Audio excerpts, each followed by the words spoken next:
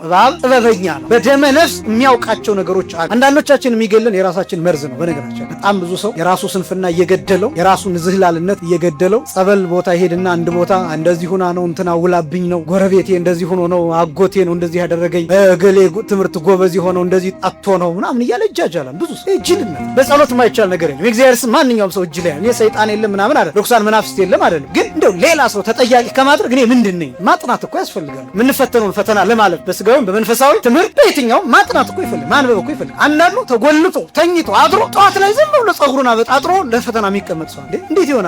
ከዛ ሳይ እኔ እኮ አጥንቼ ነበር ግን ተውሎብኝ እኮ ነው እኔ እኮ አይቅና ተብዬ የተረገምኩ ሰው ነኝ። መድኃኒት ለእኛ መድኃኒት ነው፣ ለበሽታ አምጭ ተዋስያን ግን መርዝ። ትርጉሙ እሱ ነው። እኛ የምንውጠው መድኃኒት ዋናው የበሽታ አምጭ ተዋስያንን እንዲገላቸው እናደርጋለን። ስለዚህ ለነሱ ያ መርዝ ነው፣ ለእኛ ግን መድኃኒት ጠላቶቻችንን ይገልል። ስለዚህ ለእባብ መርዙ መድኃኒቱ ነው። መርዙ ሌላን ይገላል። እሱን በሚገልበት ወቅት ያስቀምጠዋል። ይሄ ብልህ ያሰኝ። ንስሐ ስንገባ ያንን ክፉ ሐሳብ ከልባችን ማስወገድ፣ ለስጋው ደግሞ ስንመጣ መርዛችንን መጣል፣ ከዛ ስጋው ደግሞ ተቀብለን ስንመልስም ያንን መርዝ እንደገና እንደ እባቡ አለመያዝ። በጣም ብዙዎቻችን ወደ ምህላ እንመጣለን፣ መርዛችንን የሚዘን ነው የምንመጣ። ብዙ ሰው ቤተክርስቲያን ሲገባ መርዙን ይዞ ነው የሚገባ። የቂም ሐሳቡን ሳይተው፣ የበቀል ሐሳቡን ሳይተው፣ ለጎረቤቱ ይቅርታ ሳያደርግ፣ ለባልንጀራው ይቅርታ ሳያደርግ መርዙን እንደያዘው ነው የሚመጣው። ብዙ ሰው ማህሌት የሚያድረው ከነ መርዙ ነው። ብዙ ሰው እባብ ራሱን በየዓመቱ ያድሳል። እኛ ራሳችንን በየዓመቱ በንስሐ እናድሳለን።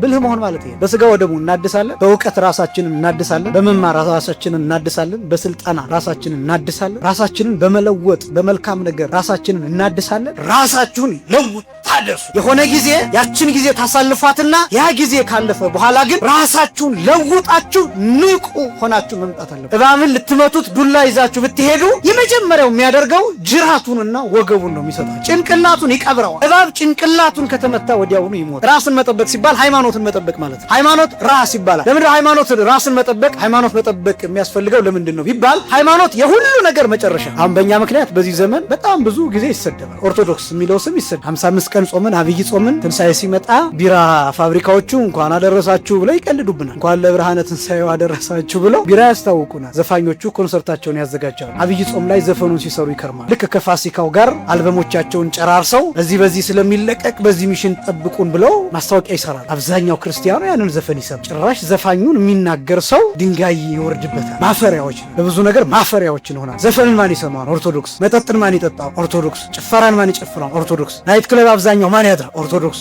ማፈሪያዎች። ራሳችንን አንጠብቅም፣ ሃይማኖታችንን አንጠብቅም።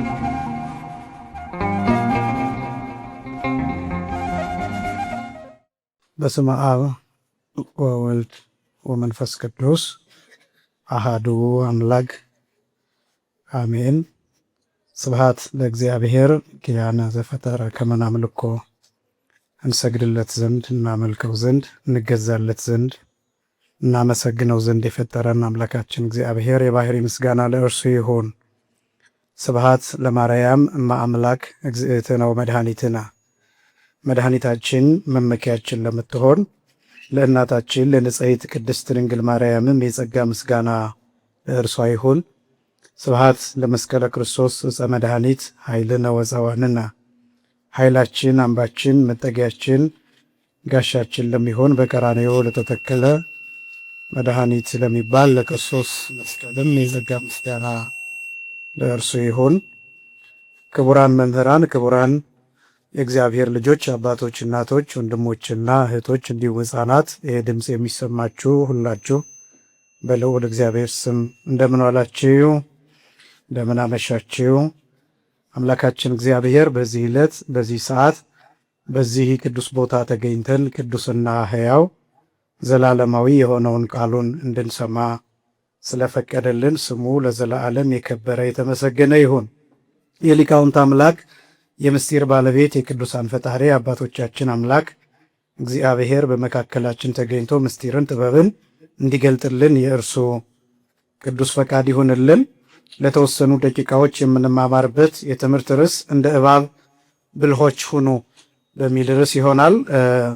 ይህንን ርዕስ ያነሳሁበት ምክንያት ቅድም በጸሎተ ወንጌሉ የተነበበው የወንጌል ክፍል የቅዱስ ማቴዎስ ወንጌል ምዕራፍ 10 ከቁጥር 16 ጀምሮ ስለሆነ የተነበበው ከዚሁ ሐሳብ ሳንርቅ ወንጌሉ የተነበበበትን ምክንያትና የዚህን ክፍል ብቻ ፍሬ ሐሳብ ለውስን ደቂቃዎች እንድንቃኝ ነው። እንደሚታወቀው ዛሬ ሐምሌ 4 ነው። ነገ ሐምሌ 5 የጻድቁ አባታችን የአቡነ ገብረ መንፈስ ቅዱስንና የብርሃናተ ዓለም የቅዱስ ጳውሎስንና የቅዱስ ጴጥሮስን በዓል የምናከብርበት ነው። በዚህ ምክንያት ወንጌሉ የሐዋርያትንም የጻድቃንንም አጠቃላይ የሰማዕታትን የቅዱሳንን ታሪክ የሚገልጥ ክፍል ነው። የነሱ ብቻ አይደለም፣ አጠቃላይ እንደ ክርስቲያንም የክርስቲያንን ጉዞ የሚገልጥ የወንጌል ክፍል ነው። የማቴዎስ ወንጌል ምዕራፍ 10 ሙሉ ማለት ነው። ጌታችን መድኃኒታችን ኢየሱስ ክርስቶስ ሐዋርያትን 12ቱን ሐዋርያት በተለይም ከመረጠ በኋላ ለ12ቱ ሐዋርያት በተለየ ሁኔታ ማስጠንቀቂያ የሰጠበት የትምህርት ክፍል ነው። የማቴዎስ ወንጌል ምዕራፍ 16 ለ12ቱ ሐዋርያት ወደፊት ምን እንደሚገጥማቸው ወዴት እንደሚሄዱ እና ምን ማድረግ እንዳለባቸው አቅጣጫ የሰጠበት የትምህርት ክፍል ነው። ይሄ የማቴዎስ ወንጌል ምዕራፍ 10 በተለየ ሁኔታ ገድላት፣ ድርሳናት፣ አዋልድ መጽሐፍት የምንላቸው የሚቀዱት ከዚህ ክፍል ነው። እናታቸው ይሄ ክፍል ነው። አብነታቸው ይሄ ክፍል ነው። ለምሳሌ በገድለ አቡነ ገብረ መንፈስ ቅዱስ የምናገኘው ለጻድቁ ለአባታችን ለአቡነ ገብረ መንፈስ ቅዱስ የተሰጠ ቃል ኪዳን መነሻው ይሄ ነው። ጻድቅን በጻድቅ ስም የተቀበለ፣ ነቢይን በነቢይ ስም የተቀበለ፣ እነዚህ ሐሳቦች በገድላት ላይ ያሉት ቃል ኪዳናትን የሚያንጸባርቁ ናቸው። መጽሐፍ ቅዱሳዊ እንደሆነ ማሳያ ጭምር ነው። እሱ ብቻ ሳይሆን በደቀ መዝሙሬ ስም ቀዝቃዛ ውሃ የሚያጠጣ እውነት እላችኋለሁ ዋጋው አይጠፋበትም ተብሎ ቃል ኪዳን የተጻፈበት የመጽሐፍ ቅዱስ ክፍል ይሄ ክፍል ነው። የማቴዎስ ወንጌል ምዕራፍ 10 ማለት ነው። ለሰማዕታት በስማቸው ይህንን ያደረገ፣ ለጻድቃን ለቅዱሳን በስማቸው ይህንን ያደረገ የሚል ቃል ኪዳን የሚሰጥበት ምክንያት ከዚህ ከመጽሐፍ ቅዱሱ የተወሰደ የተሰጠ የተቀመጠ ቃል ስላለ በዚህ ምክንያት ነውና ይሄ ክፍል በጣም ሰፊ ክፍል፣ ብዙ ሐሳቦች የተካተቱበት የመጽሐፍ ቅዱስ ክፍል እንደሆነ ልናውቀው ይገባል። ይሄ ደግሞ የማቴዎስ ወንጌል ምዕራፍ 10 ቁጥር 16 ላይ በተለየ ሁኔታ ጌታችን ለሐዋርያት እንዲህ ብሎ የነገራቸው ቃል ነው። እንደ እባብ ብልሆች ሁኑ፣ እንደ ርግብ የዋሆች ሁኑ ብሎ ያስተማረው ነው። እኛ በርዕስነት ያነሳ ነው እንደ እባብ ብልሆች ሁኑ ይላል። አማርኛው መጽሐፍ ቅዱስ እንደ እባብ ልባሞች ይላል። ግዕዙ ኩኑ ጠቢባነ ከመ አርዌ ምድር ይላል። ይሄ ሲፈታ እንደ እባብ ጥበበኞች ሁኑ፣ ልባሞች ከማለት ይልቅ ጥበበኞች የሚለው ቃል ትክክለኛ ይገልጠዋል። ምክንያቱም እንደ እባብ ልባሞች ሲባል እባብ ለባዊነት የለውም፣ ደመነፍስ ነው ያለው፣ አውሬ ነው፣ ሰው አይደለም። ስለዚህ እባብ ልባም አይባልም፣ ጥበበኛ ብልህ ተብሎ ግን ሊገለጥ ይችላል። ስለዚህ ልባሞች ከማለት ይልቅ ለግዕዙ የሚቀርበው ብልሆች የሚለው አገላለጥ ይገልጠዋል። እና ስለዚህ እንደ እባብ ብልሆች ሁኑ የሚለውን ቃል ለምንድን ነው ይህንን ያለው የሚለውን እናብራራለን። ቁጥር 16 ላይ ሲጀምር እንዲህ ብሎ ነው የሚጀምረው። እነሆ እኔ እንደ በጎች በተኩላዎች መካከል እልካችኋለሁ ይላል። እስኪ አንድ ላይ በሉ፣ እኔ በሉ፣ ድምፃችሁ ይሰማ። እኔ እንደ በጎች በተኩላዎች መካከል በሉ፣ በተኩላዎች መካከል እልካችኋለሁ። እንደ በጎች ነው የሚለው፣ ከዛ በተኩላዎች መካከል ነው የሚለው።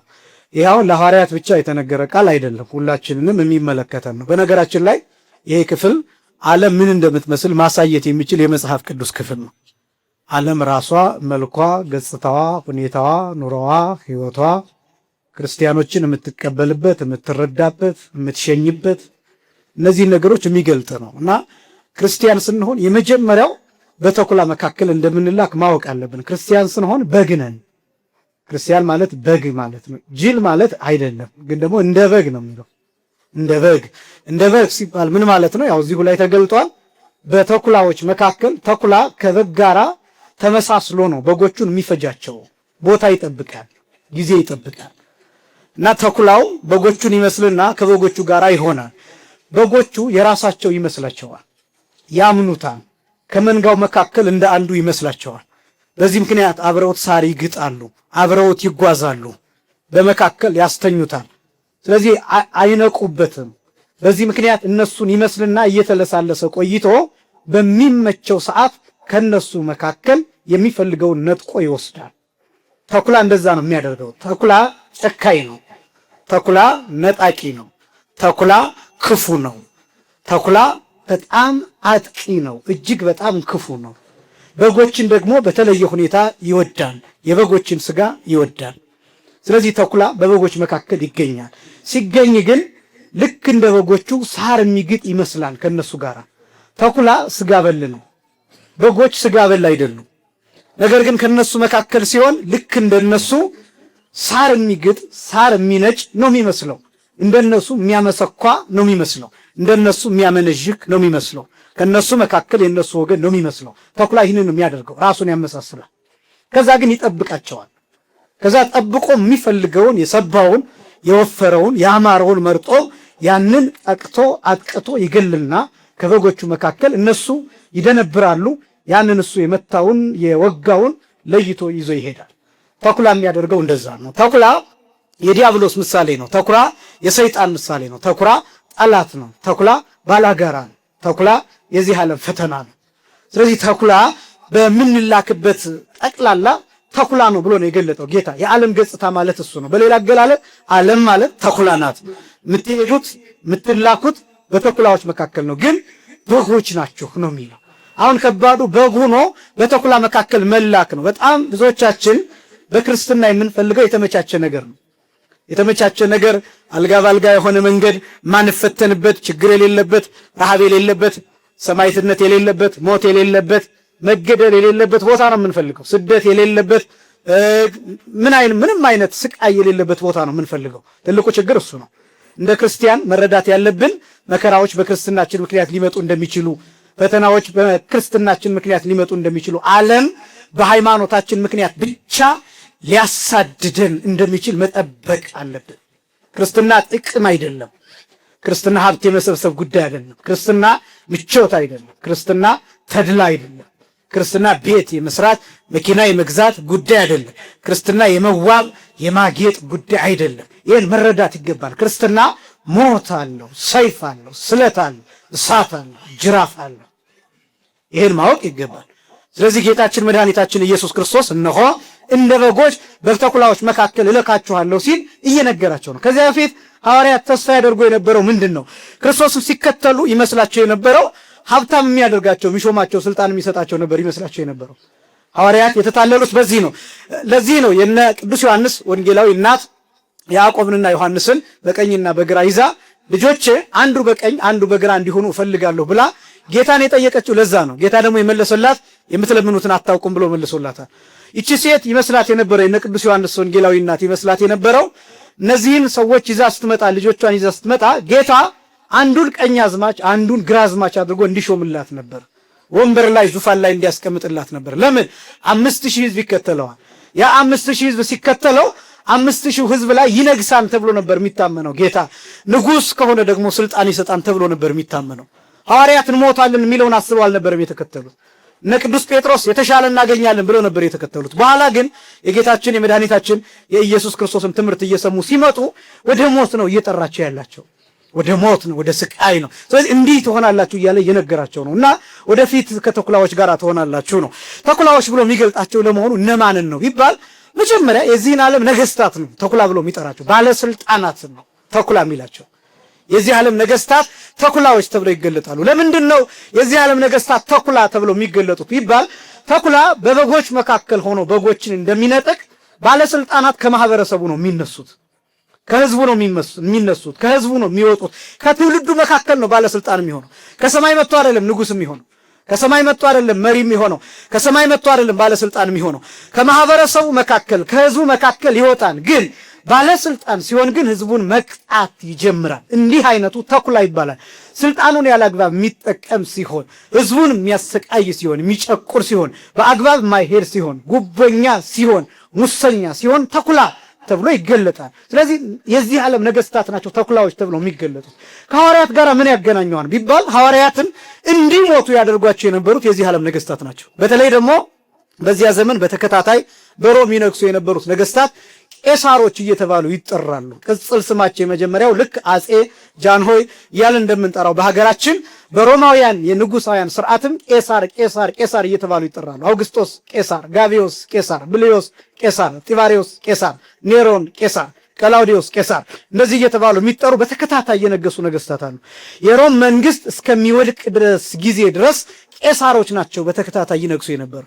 እነዚህ ቄሳሮች ጨካኞች ናቸው። መለያቸው የተኩላ ነው።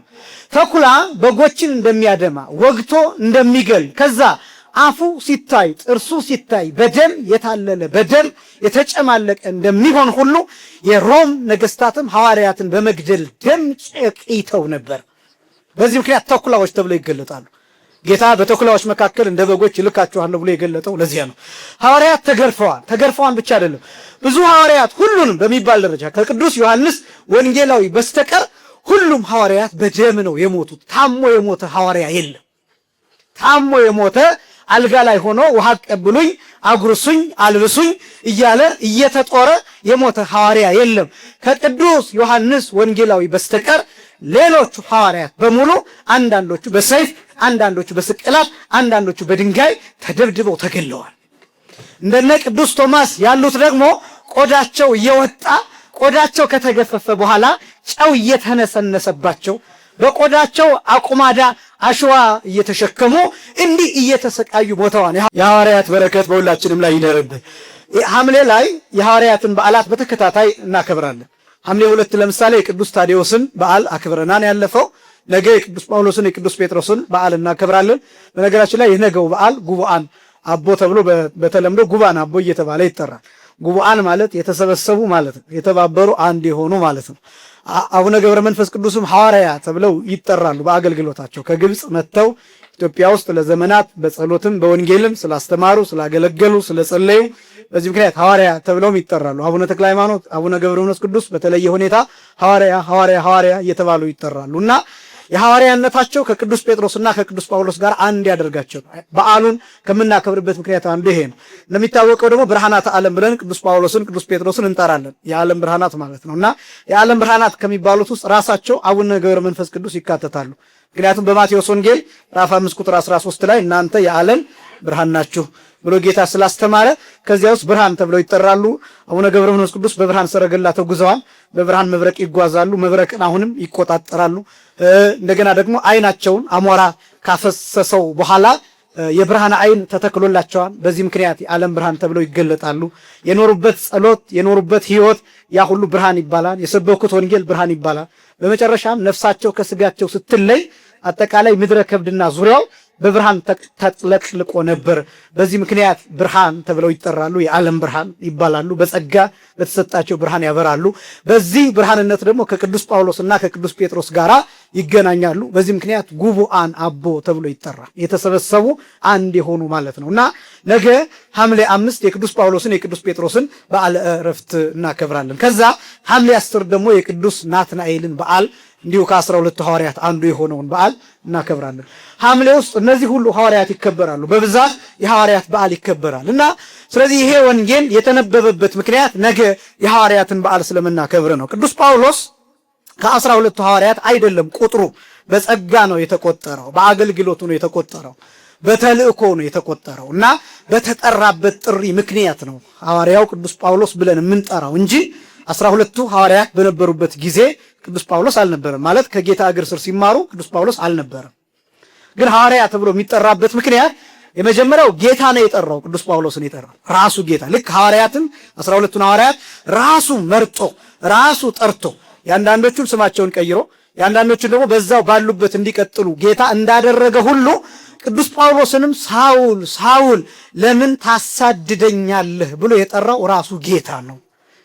ይሄ ጥሪ ቀጥታ ከጌታ ቃል ሰምቶ ከጌታ ድምፅ ሰምቶ ቅዱስ ጳውሎስ ስለተጠራ በዚህ ምክንያት ከሐዋርያት ተቆጥሮ ሐዋርያ ይባላል። ቅዱስ ጳውሎስ ራሱም እንደገለጠው በአንደኛ ቆሮንቶስ ምዕራፍ 15 ከቁጥር 1 ጀምሮ ለብዙዎቹ ታየ ካለ በኋላ እንደ ጭንጋፍ ለመሆን ለኔ ተገለጠልኝ ብሎ ራሱን ይገልጣል። ስለዚህ ቅዱስ ጳውሎስ ሐዋርያ ተብሎ የሚጠራበት ምክንያት የመጀመሪያው ራሱ ጌታ ስለጠራው ነው። አንደኛ። ሁለተኛ ቅዱስ ጳውሎስ ሐዋርያ ተብሎ የሚጠራበት ምክንያት ጸጋው ከነ ቅዱስ ጴጥሮስ ጋር እኩል ነው፣ የተካከለ ነው። ያደረጋቸው ተአምራት፣ ያስተማረው ትምህርት፣ የጻፋቸው መልእክቶች እነዚህ ሁሉ ከፍ ስላደረጉት በዚህ ምክንያት ሐዋርያ ተብሎ ይጠራል። ሐዋርያ ሌላ ትርጉሙ ሂያጅ ማለት ነው። አንዱ የተሰጣቸው መልእክት በተኩላዎች መካከል እንደ በጎች እልካችኋለሁ የሚለው ቃል ሂያጅነታቸውን ያሳያል። ሐዋርያ የሚለው ቃል ሆረ ሄደ ከሚለው የግዕዝ ግስ የወጣ ነው። ሐዋርያ ማለት የሚሄድ ማያርፍ ማይቀመጥ ማለት ነው። ቀጥሎ ምን እንደሚገጥመው ሳያውቅ ጋራ ይሁን ሸለቆ ይሁን ወንዝ ይሁን ባህር ይሁን አውሬ ይሁን ምን ይሁን እንደሚገጥመው ሳያውቅ ዝም ብሎ የሚጓዝ ማለት ነው። ሐዋርያ ማለት ሂያጅ ማለት ነው። በዚህ ምክንያት ቅዱስ ጳውሎስ ሐዋርያ ሂያጅ ተብሎ ይገለጣልና በዓላቱን እናከብራለን። እድል ገጥሞኝ ሁለቱም ሐዋርያት የሞቱበትን የተቀበሩበትን ቦታ አይቻለሁ። ለምሳሌ ቅዱስ ጳውሎስ ረፍቱ የተደረገው አንገቱን ተቆርጦ ነው እና ይሄ ቦታ ጣሊያን ውስጥ ሮም የቅዱስ ጳውሎስ ገዳም ተብሎ የሚጠራ ቦታ አለ።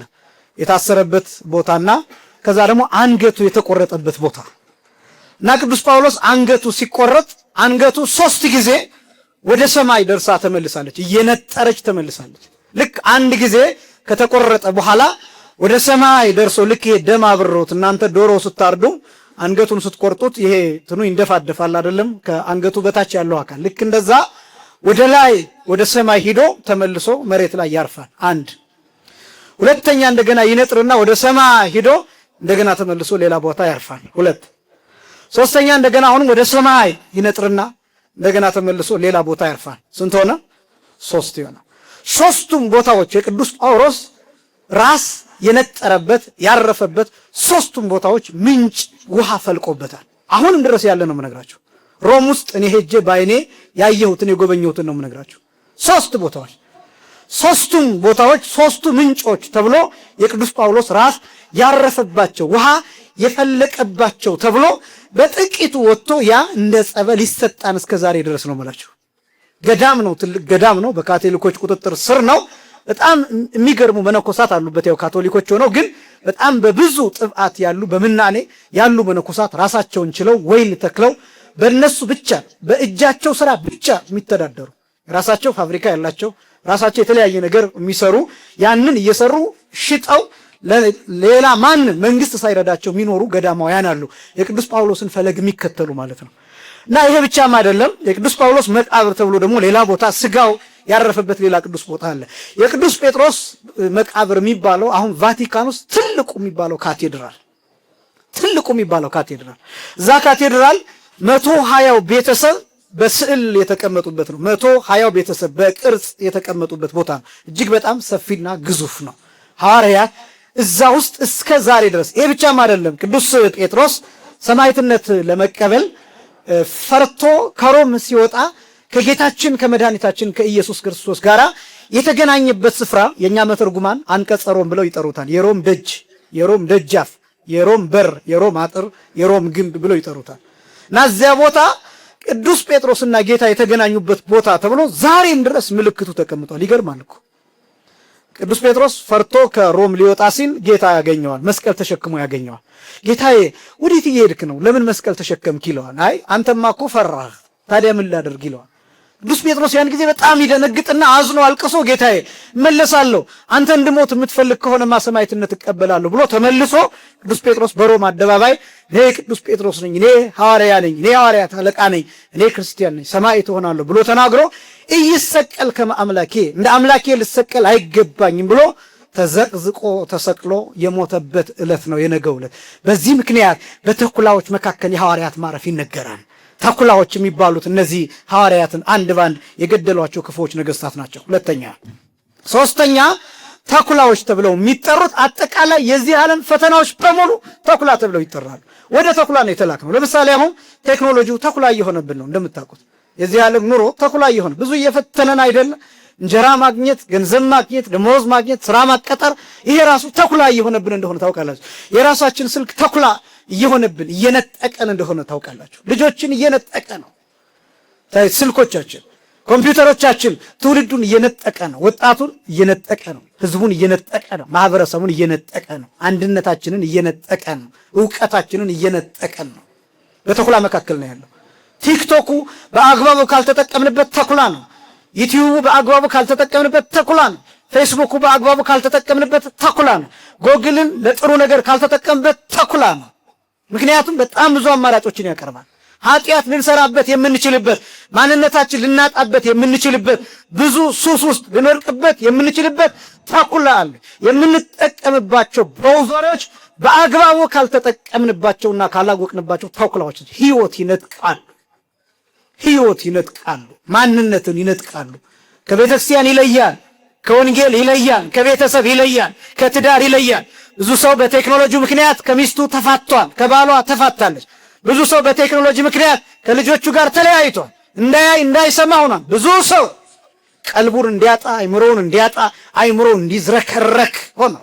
ሜንታል ዲስኦርደር እንዲከሰትበት አድርጓል። ብዙ ሰው እንድንረሳ፣ እንድንሰለች፣ ህይወት እንዲሰለችን፣ አንዳንዱ ራሱን እንዲያጠፋ፣ ራሱን እንዲገል፣ እንዲጨነቅ፣ ድብርት ውስጥ እንዲገባ፣ በሽታ ውስጥ እንዲወድቅ አድርጓል። ስለዚህ ተኩላ ነው።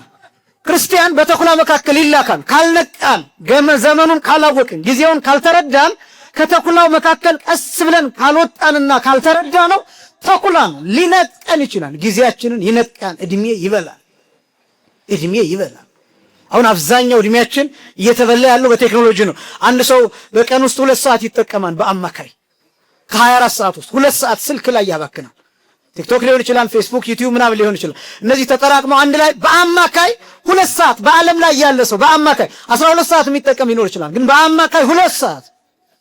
ይህንን በወር ብትሰሩት ስንት እንደሚመጣ ታውቃላችሁ? ይህንን በአመት ብትሰሩት ስንት እንደሚመጣ ታውቃላችሁ? በ60 ዓመት ውስጥ ስንት እንደሚመጣ ልንገራችሁ። እንደው ሌላውን ልተውና በ60 ዓመት ውስጥ 5 ዓመት ይሆናል። ይሄ 2 ሰዓት ተጠራቅሞ በ60 ዓመት ውስጥ 60 ዓመት ሙሉ ቴክኖሎጂ የተጠቀመ ሰው 5ቱን ዓመት በቀን 2 ሰዓት ቢጠቀም ብለን ብናስብ 5ቱን ዓመት ከ60ው ዓመት ስልኩ ላይ የስልኩ ስክሪን ላይ ያባክነው። ስለዚህ አያችሁ ከ60 ዓመት ውስጥ 55 ዓመት ነው የኖረው። 5 ዓመት ስልክ እየተጠቀመ ነው የኖረው። የንስሐ ዓመት አይደለም 5 ዓመት፣ የጸሎት ዓመት አይደለም 5 ዓመት፣ የወንጌል ዓመት አይደለም፣ የማስቀደስ ዓመት አይደለም 5 ዓመት፣ የባከነ ዓመት የባከነ። ስለዚህ አያችሁ ተኩላ ነው። ይነጥቃል፣ ጊዜ ይበላል፣ እድሜ ይበላል፣ ያከስራል። ስለዚህ በተኩላዎች መካከል ተልከናል። ምንድነው መፍትሄው ታዲያ? ምንድነው ከተኩላ ለማምለጥ መፍትሄው ምንድነው? ሁለቱ ነገሮች፣ አንደኛ እንደ እባብ ብልህ መሆን፣ ሁለተኛስ እንደ ርግብ የዋህ መሆን። እንደ እባብ ብልህ መሆን ማለት ምን ማለት ነው የሚሉትን በጣም ጥቂት ነጥቦችን በፍጥነት ተናግሬ እጨርሳለሁ። እንደ እባብ ብልህ ነው። እባብ ጥበበኛ ነው። በደመ ነፍስ የሚያውቃቸው ነገሮች አሉ። ለምሳሌ እባብ የመጀመሪያው ውሃ ሲጠጣ መርዙን ተፍቶ ነው ውሃ የሚጠጣው። የመጀመሪያ እባብን ብልህ የሚያሰኘው ውሃ ሲጠጣ መርዙን አስቀምጦ ነው ውሃ የሚጠጣው። ለምን? የመጀመሪያው የራሱ መርዝ ራሱ በውሃው ተሰራጭቶ ራሱን ይገለዋል።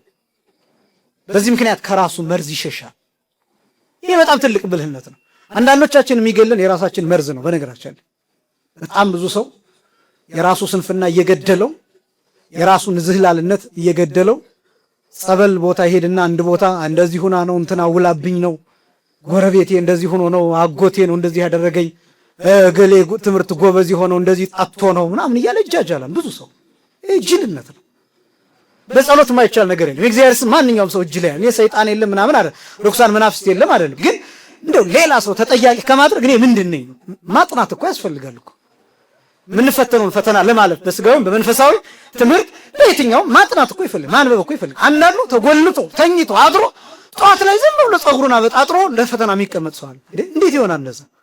ከዛ ሳይ እኔ እኮ አጥንቼ ነበር ግን ተውሎብኝ እኮ ነው፣ እኔ እኮ አይቅና ተብዬ የተረገምኩ ሰው ነኝ ይላል። ራሳችን መርዝ ራሳችንን የሚገለን ተሰራጭቶ የሚገለን ሰዎች ትውልድ በዚህ ነው እየሞተ ያለው፣ በራሱ መርዝ ነው። ብዙ ሰው በራሱ ቂም ይሞታል፣ በራሱ በቀል ይሞታል። ብዙ ሰው ራሱ ባጠመደው ወጥመድ ይሞታል፣ ራሱ በፈጠረው ችግር ይሞታል፣ ራሱ በፈጠረው ጭንቀት ይሞታል፣ ራሱ በፈጠረው አለመተማመን ይሞታል። ስለዚህ መጀመሪያ የተከበራችሁ ክርስቲያኖች ራስን ማየት ነው። እባብ የራሱ መርዝ እንዳይገለው እባቡን ተፍቶ ወደ ውሃው ይሄዳል። ከዚያስ ከጠጣ በኋላ ይመለስና መርዙን ያስቀመጠበት ቦታ አይጠፋውም፣ ሂዶ መርዙን ያስቀምጣል። ለምን? በጣም አስደናቂው እባብ ያን መርዝ ካልያዘ ምንም እንደሆነ ያውቀዋል እባብ። ይሄን ማወቅ ራሱ ደግሞ አስገራሚ ነው። ይሄ ደግሞ ሌላ ምን መሰላችሁ? መርዛማነቱ ለእባቡ ይጠቅመዋል። መከላከያው ነው። ጠላት መከላከያው ነው፣ መኖሪያው ነው፣ መግደያው ነው፣ ምግቡ ነው መርዙ። ለምን? የሚፈልገውን መርዝ ረጭቶ ገድሎ ከዛ ይበላል፣ ይውጣል። ይሄን እንዲያደርግ መርዙ ያስፈልገዋል። ስለዚህ ያያችሁ ለራሱ መርዙ ስለሚያስፈልገው መርዙ ያለበት ቦታ ይሄዳል። በሌላ አገላለጥ መርዝ የሚባለው መድኃኒት ማለት ነው። በጣም ብዙ መድኃኒቶች እንደምታውቁት ከእባብ መርዝ ይቀመማሉ። መድኃኒት ለኛ መድኃኒት ነው፣ ለበሽታ አምጪ ተዋሲያን ግን መርዝ ነው። ትርጉሙ እሱ ነው። እኛ የምንውጠው መድኃኒት ዋናው የበሽታ አምጪ ተዋሲያንን እንዲገላቸው እናደርጋለን። ስለዚህ ለነሱ ያ መርዝ ነው፣ ለኛ ግን መድኃኒት ነው። ጠላቶቻችንን ይገልልናል። ስለዚህ ለእባብ መርዙ መድኃኒቱ ነው። መርዙ ሌላን ይገላል። እሱን በሚገልበት ወቅት ያስቀምጠዋል። ይሄ ብልህ ያሰኘዋል። እኛስ ከዚህ ምን እንማራለን? እንደ እባብ ብልሆች መሆን ማለት መርዛችሁን አስቀምጡ ነው። መርዛችሁን አስቀምጡ ማለት ነው። ቂማችሁን ተዉ ማለት ነው። ይሄ ማለት ግን እንደ እባብ ውሃ ጠጥታችሁ ስትመለሱ እንደገና ያንን መርዝ ያዙ ማለት አይደለም። እኛ ከእባብ የተሻልን ስለሆንን ከእባብ ተምረን እስከ መጨረሻው መተው፣ ከእባብ መብለጥ ማለት ነው። ይሄኛው መርዝን ትቶ መምጣት፣ ቂምን ትቶ መምጣት፣ በቀልን ትቶ መምጣት፣ አመንዝራነትን ትቶ መምጣት፣ ክፋትን ትቶ መምጣት፣ ተንኮልን ትቶ መምጣት፣ ንስሐ ስንገባ ያንን ክፉ ሐሳብ ከልባችን ማስወገድ፣ ለስጋው ደግሞ ስንመጣ መርዛችንን መጣል፣ ከዛስ ስጋው ደግሞ ተቀብለን ስንመልስም ያንን መርዝ እንደገና እንደ እባቡ አለመያዝ፣ ከዛስ መርሳት፣ መርገጥ፣ ማርከስ፣ መተው፣ እርም ማለት እንደ እባብ ብልህ መሆን ማለት ይሄ መርዝን መተው። በጣም ብዙዎቻችን ወደ ምህላ እንመጣለን፣ መርዛችንን ይዘን ነው የምንመጣው። ብዙ ሰው ቤተክርስቲያን ሲገባ መርዙን ይዞ ነው የሚገባው። የቂም ሐሳቡን ሳይተው፣ የበቀል ሐሳቡን ሳይተው፣ ለጎረቤቱ ይቅርታ ሳያደርግ፣ ለባልንጀራው ይቅርታ ሳያደርግ መርዙን እንደያዘው ነው የሚመጣው። ብዙ ሰው ማህሌት የሚያድረው ከነ መርዙ ነው። ብዙ ሰው በጣም ክፉ ነው ይሄ። ከነ መርዙ ስቡሆ ውዱስ ተሳረረ ኩሉ ዓለመ ብሎ መቆም ከነ አስማት፣ ከነ መተት፣ ከነ ክፉ ሐሳብ፣ ከነ ከፋፋይነት ከዚህ ጋር ሰዓታት መቆም ክፉ ነው። ከዚህ ጋር ለማስቀደስ መምጣት ክፉ ነው። ከዚህ ጋር ወደ ስጋው ደግሞ መቅረብ ክፉ ነው። በልቡና ትዕቢት ይዞ መጻደቅን፣ ፈሪሳዊነትን፣ ግብዝነትን እና ክፉ ዕቅድና ፕሮጀክት ይዞ ወደ ውሃው መምጣት፣ ልክ እንደ እባቡ ከመርዙን ሳይጥሉ መምጣት ክፉ ነው ይሄ። ስለዚህ ብልህ መሆን ያስፈልጋል። ብዙ ዘመናት ንስሐ ገብተናል፣ ብዙ ዘመናት ምህላ ደርሰናል፣ ብዙ ዘመናት ጸሎት ጸለየናል። ግን እግዚአብሔር የማይሰማበት ዋና ምክንያት ምን እንደሆነ ታውቃላችሁ? መርዛችንን አልተው ነው። ስለዚህ መርዝን መንቀል ይፈልጋል። በጣም ደግሞ አሳሳቢው በእያንዳንዳችን ያለው መርዝ ተጠራቅሞ አሁን ለትውልድ ተረፈ። በየቦታው የሚገለን የየራሳችን መርዝ ነው። በትውልዱ አይምሮ የተቀመጠው መርዝ ነው፣ የተረጨው መርዝ ነው። አሁን ምን ሆኖ እያየን ነው? አድጎ እሱ ከልቲቬት እየተደረገ እየታጨደ ነው። እሱ ነው እያየን ያለ ነው። በየጠረፉ ሰዎች የሚሞቱት፣ በየቦታው የምናየው ጦርነት፣ በየቦታው የምናየው ደም፣ በየቦታው የምናየው የህፃናት ሞት፣ ረሃብ፣ እነዚህ ነገሮች ሁሉ ለዘመናት የተከማቹት መርዞች ናቸው። አሁን መቋቋም ያቃተን ያ ተከማችቶ የነበረው መርዝ ሞት ሆኖ ሲመጣ ጨነቀን። ሞት ሆኖ ሲመጣ መቋቋም ያቃተን ለዛ።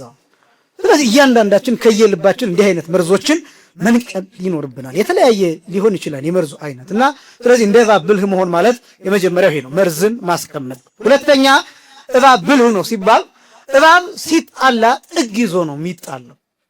ሁለተኛ እባብ የመጀመሪያው መርዙን አስቀምጦ ነው ውሃ የሚጠጣው። ብልህ የሚባልበት ጥግ ይዞ ነው የሚጣላው ማለት ለምሳሌ አንድ ሰው ቢያሳድደው እባቡ ወዴት እንደሚሄድ ታውቃላችሁ? የሚሮጠው ወደ ጥግ ነው የሚሄደው።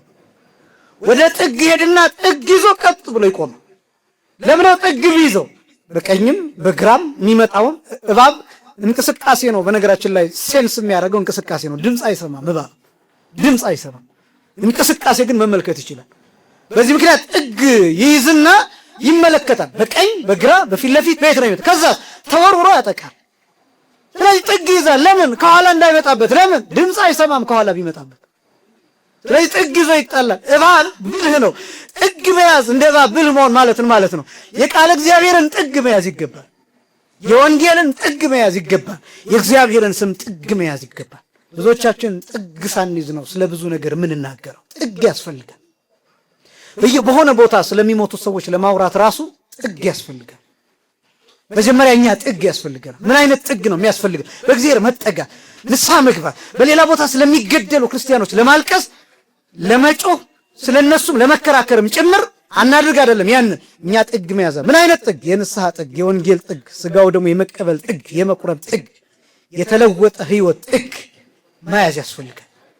ብልህ መሆን ማለት ይሄ መሰረት መያዝ ማለት። ከዛ በኋላ ጠላት በየት በኩል ነው የሚመጣው ብሎ ተዘጋጅቶ በጸሎት ለመጠበቅ ይመቻል። ስለዚህ እባብ ብልህ ነው። ሁለተኛ ጥግ ይዛል። የመጀመሪያው መርዝ፣ ሁለተኛው ጥግ። ሶስተኛ እባብ የሚያደርገው ነገር አለ። በዚህ ክረምት ምንም እንደሚያደርግ ታውቃላችሁ? በክረምት እባብ እንደ ዶርማንት ነው የሚሆነው፣ አክቲቭ አይሆንም።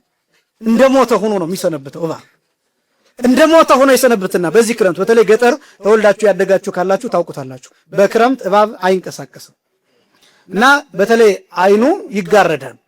ምንድነው የሚያደርገው መሰላችሁ? አንድ ቦታ ይፈልግና ምንም ሰው የማይደርስበት አካባቢ ይፈልግና ጥግ እዚያ ቦታ ተኝቶ ይከርማል። እንደ ሞተ ሆኖ ይከርማል። ልክ መስከረም ሲነጋ ክረምቱ ካለፈ በኋላ ፀሐዩ ሲመጣ ጥግ ይፈልግና በሁለት ጠባብ ጥጎች መካከል ያልፋል። ሲያልፍ ምን እንደሚሆን ታውቃላችሁ? ክረምት ላይ እላዩ ላይ የተሰራው ቆዳ ልክ እንደ ገሳ እንደ ድንኳን ሆኖለት ነው የሚቆየው። እሱ ግፍፍ ብሎ ይወድቃል። በጣም እኮ አስደናቂ። የእባብ ልብስ ይባላል። ገጠር የምታውቁ ካላችሁ የእባብ ልብስ ይባላል። ራሱን እባቡን ነው የሚመስለው። እባብ የለበትም ውስጡ፣ ግን የእባቡ ልብስ ማህደሩ ማለት ነው ክረምት የከረመበት ጥሎት ስለሚሄድ መንገድ ላይ ሲታይ እባብ ይመስላል እና ያስደነግጣል። እና የማይንቀሳቀስ ሲሆን ድንጋይ ተጥሎ በረጅም እንጨት ተነክቶ ምናምን እባብ አለመሆኑ ሲረጋገጥ የእባብ ልብስ እንደሆነ ይታወቃል። እና ከዛ በኋላ ግን ከመስከረም በኋላ እባብ እጅግ በጣም አክቲቭ ነው የሚሆነው። ከባድ ይወረወራል። ለምን? ታድሶ ነው የሚወጣው። እባብ እንደዚህ ያደርጋል። የእባብን ብልህነት አያችሁት? እባብ ራሱን በየዓመቱ ያድሳል። እኛ ራሳችንን በየዓመቱ በንስሐ እናድሳለን። ብልህ መሆን ማለት ይሄ ነው። በስጋ ወደሙ እናድሳለን። በእውቀት ራሳችንን እናድሳለን። በመማር ራሳችንን እናድሳለን። በስልጠና ራሳችንን እናድሳለን። ራሳችንን በመለወጥ በመልካም ነገር ራሳችንን እናድሳለን። ብልህ ማለት ይሄ ነው። እባብ ይህንን ያደርጋል። ስለዚህ እንደ እባብ ብልህ ማለት ራሳችሁን ለውጡ፣ ታደሱ። የሆነ ጊዜ ያችን ጊዜ ታሳልፏትና ያ ጊዜ ካለፈ በኋላ ግን ራሳችሁን ለውጣችሁ ንቁ ሆናችሁ መምጣት አለባችሁ። ይህንን የሚያሳየው እንደ እባብ ብልህ መሆን። አንደኛ እባብ መርዙን ትቶ ነው ውሃ የሚጠጣው። ሁለተኛ እባብ ሲጣላ ጥግ ይይዛል። ሶስተኛ እባብ በክረምት ራሱን ሰውሮ ቆይቶ ይታደሳል። ስለዚህ እኛ መታደስ እንዳለብን። አራተኛና የመጨረሻው እባብ ራሱን ይጠብቃል። ራሱን አያስመታል። እባብን ልትመቱት ዱላ ይዛችሁ ብትሄዱ የመጀመሪያው የሚያደርገው ጅራቱንና ወገቡን ነው የሚሰጣችሁ። ጭንቅላቱን ይቀብረዋል። እባብ ጭንቅላቱን ከተመታ ወዲያውኑ ይሞታል። ወገቡን ግን ብትቀጠቅጡት እባብ ወገቡ ሊቆረጥ ይንቀሳቀሳል። በነገራችን ላይ ጅራቱ ብቻ ይንቀሳቀሳል። ከዛ ከጅራቱ በላይ ያለው ሌላኛው አካል ሁለተኛው አካል ጭንቅላቱ እስካልተመታ ድረስ አይሞትም። እባብ የሚሞተው ጭንቅላቱን በኃይል ሲመታ ብቻ። ይሄ እንደሚሆን ያውቃል እባብ። ስለዚህ ምን ያደርጋል? ጭንቅላቱን ይቀብራል፣ ራሱን ይጠብቃል። እንደ እባብ ብልህ ሁኑ ማለት ነው። ራሳችሁን ጠብቁ ማለት ነው። ራሳችሁን ጠብቁ ማለት አንደኛ ራሳችንን መጠበቅ ነው። ሁለተኛ ሃይማኖትን መጠበቅ ነው። ሶስተኛ የሃይማኖት አባቶችን መጠበቅ ነው። አራተኛ ክርስቶስን መጠበቅ ነው። ራስ የተባለው አንደኛ ራሳችን ነን። ሁለተኛ ሃይማኖታችን ነው። ሶስተኛ አባቶቻችን ናቸው። አራተኛ ራሱ ክርስቶስ ነው። ራስን መጠበቅ ከዱላ መጠበቅ ማለት ራስን ከዚህ ያለ ርኩሰት መጠበቅ ማለት ከኃጢአት መጠበቅ፣ ከነውር መጠበቅ፣ ከበደል መጠበቅ፣ ከጥፋት መጠበቅ ማለት ነው። ማቀርቀር እስኪያልፍ ድረስ ወገብን መስጠት፣ እስኪያልፍ ድረስ ልምልም ገላን መስጠት። ልክ የሆነ ነገር ሲመጣ አይናችንን እንደምንሸፍነው እንዲህ ብለን እንደምናሳልፈው ልክ እንደዛ ማለት ነው። ክርስቲያን እንደሱ ራሱን ከኃጢአት ይጠብቃል። በዚህ በኩል የዝሙት ማዕበል ሲያልፍ፣ በዚህ በኩል የሌላ የሱስ ማዕበል ሲያልፍ፣ በዚህ በኩል የቂም የበቀል የዘረኝነት ማዕበል ሲያልፍ ራስን እንዲህ አድርጎ ማሳለፍ፣ እንዳይነካው ማሳለፍ፣ የዘረኝነት የመለያየት ኃጢአት እንዳይነካው ራሱን መጠበቅ፣ ልክ እንደ እባቡ ማቀርቀር ማለት ነው። በጣም ብዙዎቻችን ራሳችንን አሳልፈን እንሰጣለን። በዚህ ምክንያት የምንወድቅበት ምክንያት ይሄ ራስን መጠበቅ የሚባለው ይሄ ነው ከብዙ ነገር። ሁለተኛ ራስን መጠበቅ ሲባል ሃይማኖትን መጠበቅ ማለት ነው። ሃይማኖት ራስ ይባላል። ለምንድነው ራስን መጠበቅ የሚያስፈልገው ለምንድን ነው ቢባል ሃይማኖት የሁሉ ነገር መጨረሻ ነው። ቅዱስ ዮሐንስ አፈወርቅ እንደተናገረው አሚን እሰ መሰረት ኢቲ ወካላ አኒሃ ህንፃ ወንድቅ ሙንቱ ይላል። ሃይማኖት መሰረት ናት፣ ሌሎቹ ግን ጣራና ግድግዳ ናቸው ይላል። ዋናው ሃይማኖት ራስ ነው። በነገራችን ላይ ሃይማኖት በምን ይጠበቃል ብትሉኝ በህይወት አብነት በመሆን አርአያ በመሆን ምሳሌ በመሆን ሌሎች ሃይማኖቱን እንዳይነቅፉት በማድረግ ሃይማኖትን መጠበቅ ይቻላል። ለምሳሌ ቅዱስ ጳውሎስ እንዲህ ይላል፣ ነብይም ተናግሮታል። ወበእንቲአክሙ ይጸርፉ አሕዛብ ላይ ለስመ እግዚአብሔር ይላል ሮሜ ምዕራፍ 2 ላይ በእናንተ ምክንያት የእግዚአብሔርን ስም ይሳደባሉ ይላል። አሁን በእኛ ምክንያት በዚህ ዘመን በጣም ብዙ ጊዜ ይሰደባል። ኦርቶዶክስ የሚለው ስም ይሰደባል። ምክንያቱም አሁን ከነገ ጀምሮ እኛ ወደ ጭፈራ እንመለሳለን። አናሳዝንም?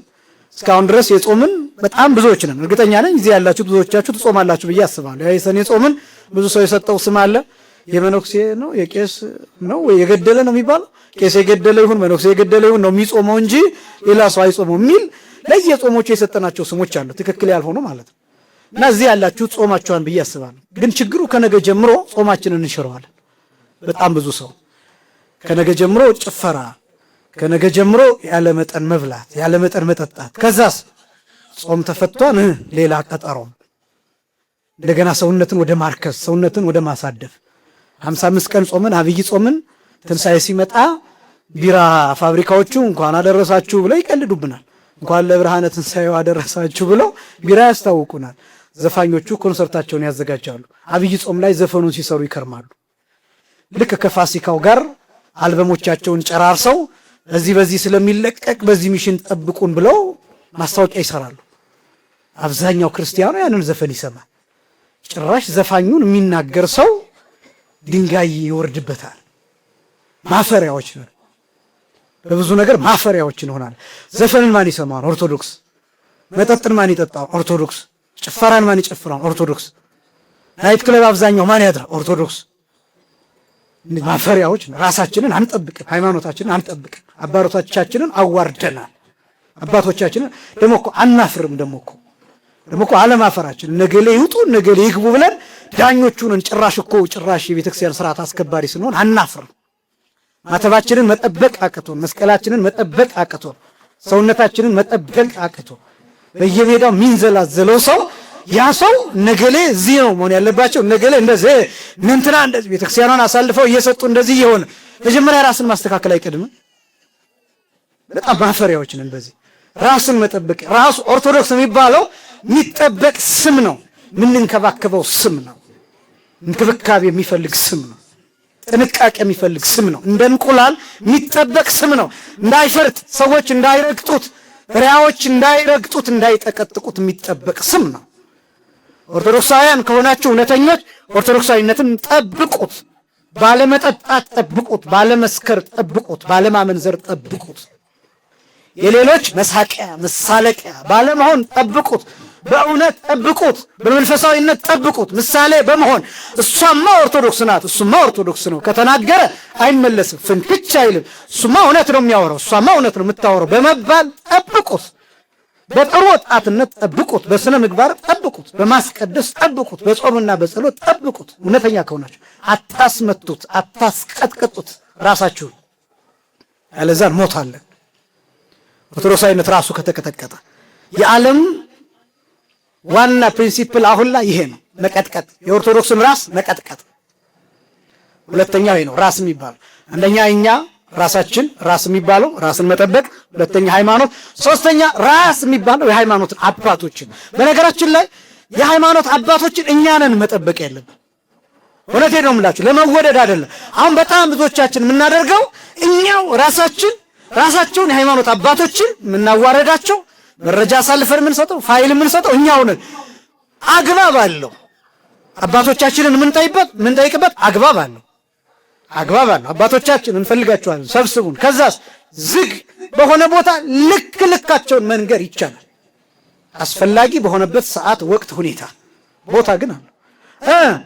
በሁሉም ፔጅ በሁሉም ቦታ ባገኘው አጋጣሚ ሁሉ መረጃ እየሰጠ እንደዚህ ናቸው እንደ ኦርቶዶክስ አባቶች እንዲባል ራሱ ሃይማኖቱ እንዲሰደብ አሳልፎ የሚሰጥ ሰው በጣም ብዙ።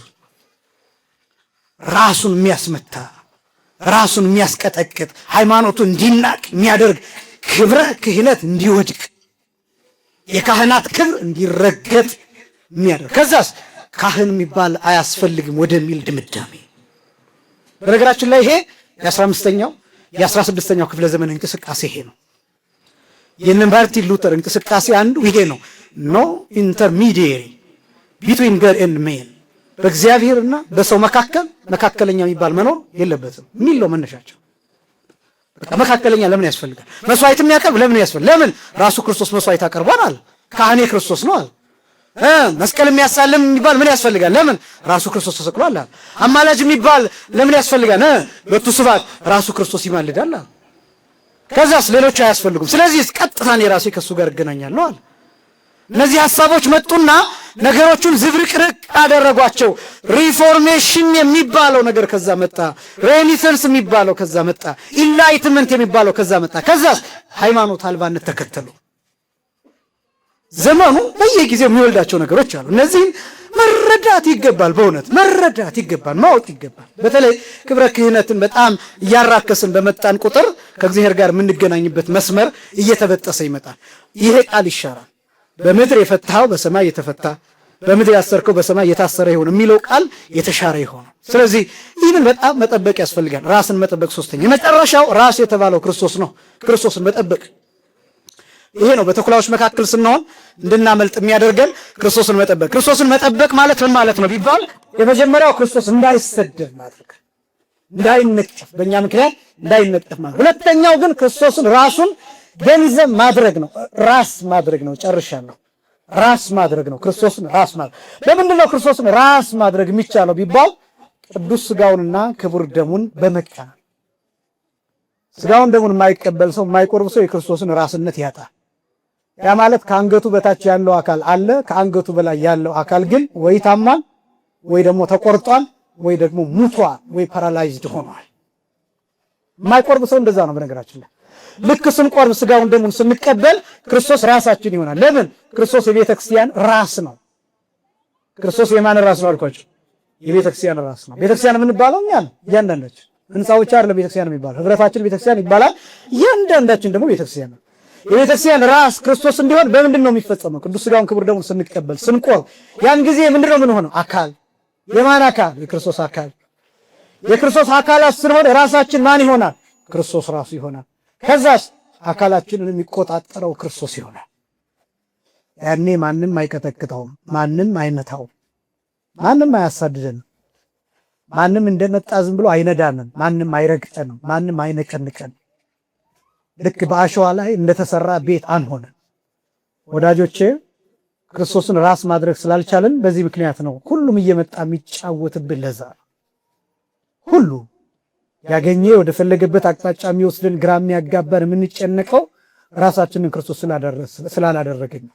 ድብርት የሚመታን የጭንቀት ነፋስ የሚወዘውዘን የጭንቀት ማዕበል የሚያንሳፍፈንና የሚያንጓልለን የሚያንከራትተን ክርስቶስን ራስ ማድረግ ስላልቻለን። ማህሌት የምታድሩ ከሆነ ሥጋው ደግሞ ስለመቁረብም አስቡ። ሰዓታት የምትቆሙ ከሆነ ሥጋው ደግሞ ስለመቀበልም አስቡ። በፍልሰታ ሳታቋርጡ ሱባኤ ለመግባት አስባችሁ ከሆነ ሥጋው ደግሞ ለመቀበልም አስቡ። ልጆቻችሁን በዚህ ክረምት ለማስተማር አስባችሁ ከሆነ ስለሱ ብቻ ሳይሆን ስለማቁረብም አስቡ። በወጣትነታችሁ ቀጣይ 2019 ይቀዳለኝ እያላችሁ የምታቅዱ ከሆነ ካሁኑ ቅዱስ ሥጋውን ክቡር ደሙን ስለመቀበልም አስቡ። እንደ እባብ ብልህ ሆነ። ስለዚህ ማምለጫ መንገዱ በዚህ ዘመን ብልህ መሆን ነው። አምላካችን እግዚአብሔር ብልሆች ጥበበኞች ሆነን ራሳችንን እንድንጠብቅ ለንስሐና ለሥጋው ደሙ እንድንበቃ እርሱ ይርዳን። ያስተማረን የአባቶቻችን አምላክ እግዚአብሔር ይክበር ይመስገን። ወስብሐት ለእግዚአብሔር።